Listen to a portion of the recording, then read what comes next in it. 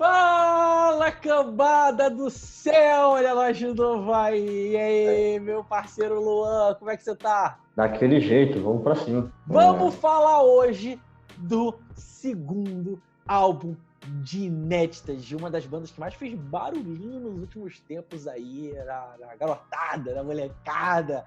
Tô falando do Creeper e o seu Sex, Death and Infinity Void. Então, sem mais delongas, vamos falar sobre esse disco depois da vinhetinha. Foi.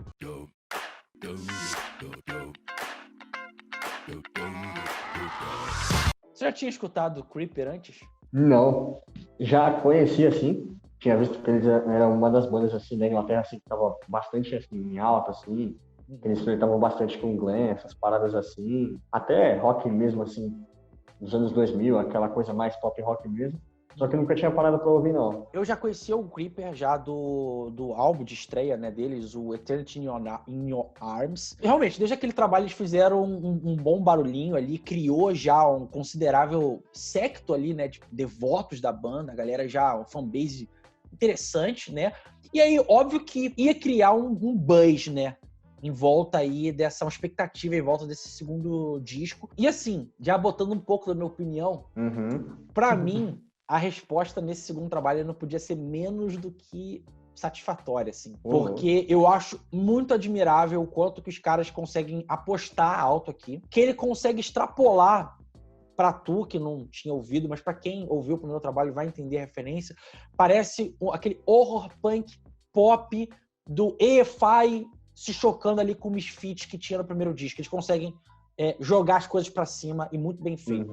Eu consegui captar várias coisas mais ou menos de que uma galera anda fazendo atualmente na questão de pegar esse rock mais, não mais pesado, mas assim, que flerta bastante com timbres. Nesse aspecto, assim, eu meio que gostei do disco, porque ele é bem brilhante, assim, sabe? Ele é bem glamouroso em alguns momentos. Ele é uma coisa mais old school nesse ponto, né? Sim, pode crer. Eu sinto uma questão narrativa dele muito próxima de uma parada meio que o Ghost ou que o My Chemical Romance faz, assim. Por exemplo, vários trechos que é falado no sentido que são aquelas transições, mas que são como se fossem as partes da mais storytelling mesmo, assim. Eu acho que funciona bem. Eu acho que eles conseguem linkar bem com a música. Faz o disco soar rápido. Ele tem uma porrada de música, mas na verdade não são tantas músicas que são músicas mesmo.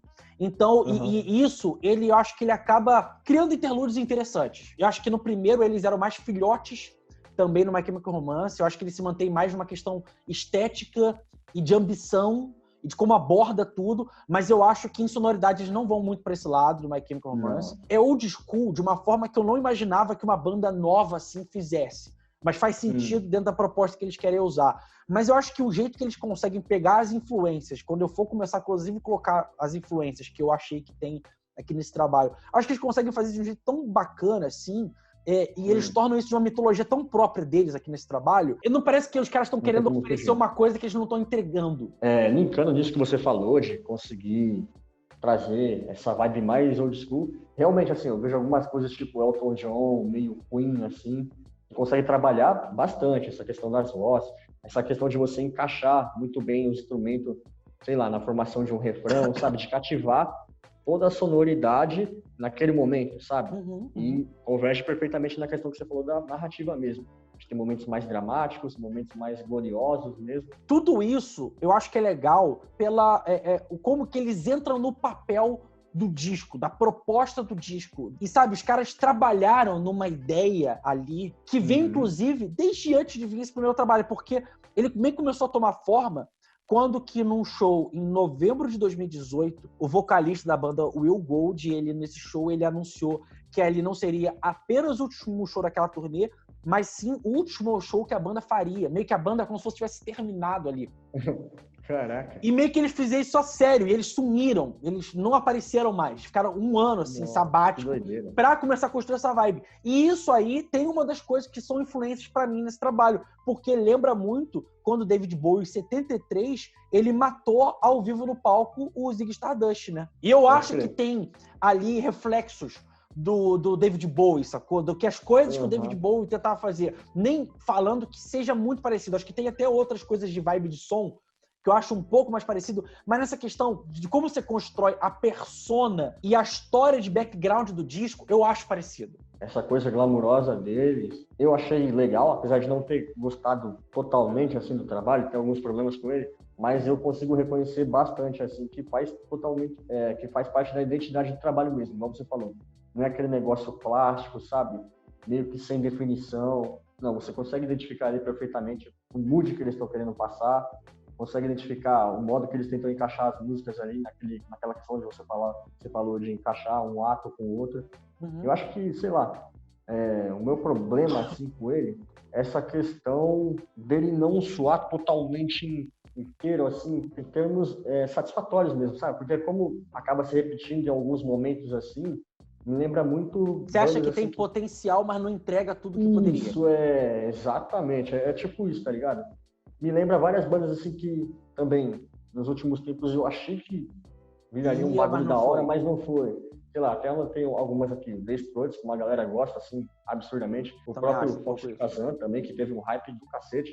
Qual banda? E a galera, o Fox e Shazam. Assim, só que eu também vejo eles meio que um passo à frente dessa galera. Gostando ou não gostando, o som deles já é definido, né? O som deles, mais do que essas outras bandas. Essas outras ainda é uma coisa meio pasteurizada com outras. Realmente, essa questão, você vê como a questão narrativa é uma parada forte nesse trabalho, eles usam como inspiração um filme, né, e livro, né, do K-Pax, que é um filme que teve antigamente com Kevin Spacey. O livro eu não sabia que existia e tal, mas é onde você coloca o protagonista, você fica durante todo momento em dúvida se ele é ou não é de outro mundo, se ele pode ou não ser uma divindade. E aqui nesse trabalho, eles usam isso dentro de uma cidade fictícia chamada Calvary Falls, e parece, a cidade ela meio que também ela fica meio estagnada no tempo, ao mesmo tempo que nem tudo parece o que é, ela parece ter uma aura de mistério. Nisso, eu linko com duas coisas. Uma coisa meio Twin Peaks, ao mesmo tempo que a versão até mais teen moderninha de Twin Peaks, que é Riverdale. E eu acho que ouvindo o álbum, eu tenho a sensação realmente das duas séries, assim. E aí você tem os protagonistas que tá inserido... Um dos protagonistas, que é o Ro, que ele tá inserido naquela questão da dúvida, né? Se ele é ou não é daqui, se ele tá ou não mentindo. Que ele tem um relacionamento com uma menina um pouco mais pura, aquela menina da cidade que quer fugir da cidade. Sabe, aquela cidade parece que ela tá sugando ela, que é a Annabelle. Acaba, no final das contas, ele fazendo uma coisa de romance, né? Mas é um romance que, mesmo que ele meio que nascendo condenado, acaba de jeito trágico, é foda, assim. Eu achei... Cara, e casa com essa parada que poderia ser hoje em dia, mas tem uma estética meio anos 50, 60. E eles usam, pra levar a narrativa pra frente, ou pelo menos pra tridimensionalizar ela, muito de uma tragédia real também. Você tem o guitarrista da banda, o Ian Miles, ele teve um surto psicótico, que ele teve que ser internado contra a vontade dele. Foi um bagulho violentíssimo, assim, ele surtou muito loucamente. Nossa, você tem o vocalista, o Will, né, ele lutando contra perda e sofrimentos pessoais, e durante o trabalho você vê, desde o primeiro disco, o Will, ele gosta de falar muito temas bíblicos, né, sempre envolto ali, das coisas de pecado, luxúria e tal, e aí ele fala muito sobre vícios, sobre religião, sobre moralidade, preconceitos, hipocrisia. Ele debate tudo isso dentro dessa cidadezinha fictícia, desses personagens e dessa narrativa que ele criou. Eu acho isso muito legal. Eu adoro bandas que conseguem fazer isso de um jeito que faz sentido pra mim. Não parece que tá só um artifício, mas que no final das contas não pega no som, não pega nas letras, sacou? Esse lado deles eu achei bem sólido também no trabalho, tá ligado? Tanto pela parte estética também, a capa eu achei super bonita. Aquela coisa meio de cartoon mesmo, sabe? Não, essa parte você tá totalmente certo. Por exemplo, essa coisa dos anos 50, eu sinto muito eles fazendo aqui, principalmente na meiuca do trabalho, que são as músicas que eu mais gosto do disco, uma vibe meio Roy Orbison, meio Elvis, assim, aquela impostada na voz, muito de Britpop ali, e bandas que flertavam tudo isso. Suede, Pulp, Manson, Supergrass, pode crer. Supergrass, exatamente. O próprio Blur tem algumas coisas que conseguem fazer isso, The Divine Comedy, e muito de coisa Glenn, não só o David Bowie, mas a fase ali da Led Zeppelin, mas eu acho que muito também aquela Roxy Music. Pode crer. Sacou? E também tem bastante dessas coisas temáticas em cada álbum, né? Uma historinha e tudo mais. Inclusive, uma outra vertente do glam rock, que é mais o glam rock de estádio, com uma coisa meio rock farofa ali, que eu acho que eles também fazem, que é uma parada meio Gene Steinman ou Meat Loaf. Quando você ouve, tem umas músicas ali que tem aquela agora pegadona que falou, de guitarra dramática, sabe? Mano, tipo... um negócio meio farofa mesmo. Eu acho legal isso, cara, porque não é uma... As coisas se ligam de um jeito harmônico aqui. Eu até concordo com você que, em certo ponto, mas que eu tenho gostado muito do trabalho, talvez algumas músicas, principalmente músicas mais animadinhas, eu acho, algumas ficam deixando a desejar um pouco mais de impacto, um pouco mais de presença, um pouco mais de, tipo, o Queen mesmo, sacou? A parada mais, tipo, translocada, assim, poderia ter. Tanto que por isso que eu gosto mais das vibes das músicas ali da meiuca, porque é uma parada que é tão diferente do que eu vejo hoje em dia e lembra muito coisas que eu gosto do Ghost, quando também ele revisita muito o passado do rock, do blues, aquela coisa muito postada, assim. Eu falo, mano, isso é do cacete, assim, de fazer. Cyanide, pianinho que tem nessa música demais. O jeito que coloca, lembra até algumas músicas do Red Hot no I'm With You. Pode crer. Eu acho legal o jeito que é colocado lá, o jeito que entra pro refrão. Tem alguma coisa de Panic! At the Disco também, só que Panic! At the Disco old school, o classicaço, exatamente. assim. Napalm Girls, acho que é uma música que tem um ritmo mais pegadinho, assim, que eu acho legal pra caralho. Mas Poison at Heart, Thorns of Love e a 4 Years Ago, cara, eu acho que essa meiuca ali do disco ali, eu acho que é azeitada de um jeito, assim, que... Inclusive, alguma dessas faixas estaria numa lista pra mim de melhores músicas no final do ano aí. De tanto que eu gostei. Ô, louco.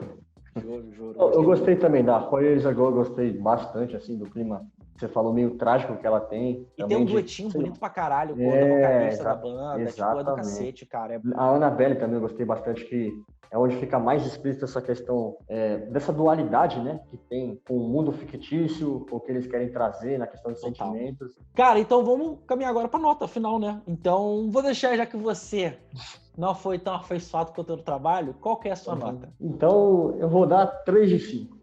3 de 5? Tá Eu acho decente. Tá ligado? Exatamente, num decente. É isso aí, você matou a pau, decente. Eu vou dar 4 de 5, assim. Eu gosto bastante de conceito, gosto bastante de ouvir ele por inteiro, ele passa pra mim muito rápido, assim, muito fluxo dele de uma música pra outra, assim, ele é muito legal, assim, parece que eu tô realmente vendo uma coisa... Uma história mesmo, de faroeste, parece que eu tô vendo um audiobook com misto com uma novelinha meio de antigamente. Eu gosto do clima que ele me coloca, assim, é legal. E esse disco realmente me fez ficar de olho a mais numa banda que tá trazendo algo diferente, algo com a cara deles e que pode realmente crescer muito para próximos trabalhos. Eu vou ficar muito de olho no Creeper daqui pra frente. É isso aí, também. Fiquei bastante curioso. E esse foi outro Musicalize, outro reviewzinho. Aquele beijo, aquele abraço, aquele o quê?